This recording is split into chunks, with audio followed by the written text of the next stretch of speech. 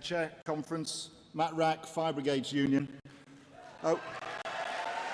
We voted against the Conference Arrangements Committee report this morning, and we did so because we considered how we would conduct this debate in our union. If we were discussing rules, we would take a rules debate in one debate, with everyone having equal right to participate and propose proposals in that.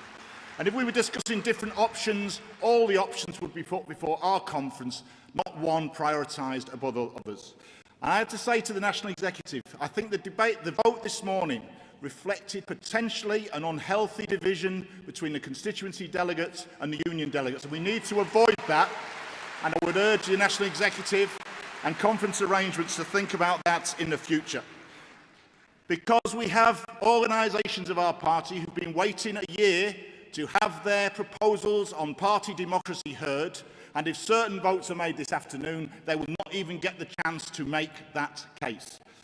And it's all very well, we can all be very, very proud of the size of our party. It's fantastic. But we then have to respect the rights of those party members, reflected through their elected constituency delegates to this conference.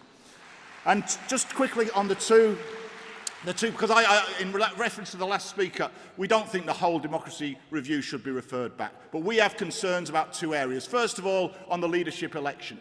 In my union, you need one nomination to stand as General Secretary, and then the members decide. We're not in favour of putting any obstacles in the way of our members deciding who should be their party leader. So we don't support the rule change on the election of leader. And on selection processes, again, we discussed this in our union. I have to say it was not controversial at the Fire Brigades Union Conference. It was unanimous to support open selection.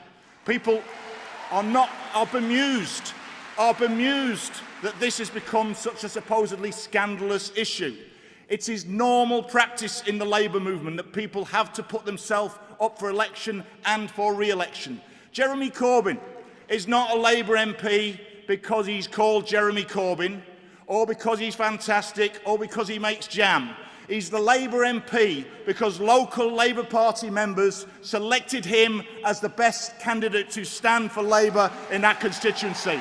And that should be normal practice at every opportunity after every election. So I have to say, Conference, we would urge Conference to vote against the National Executive proposals on those two rule changes to allow Conference to have a full debate under the constituency proposals later in Conference. Thank you. Thanks. I've an indication of some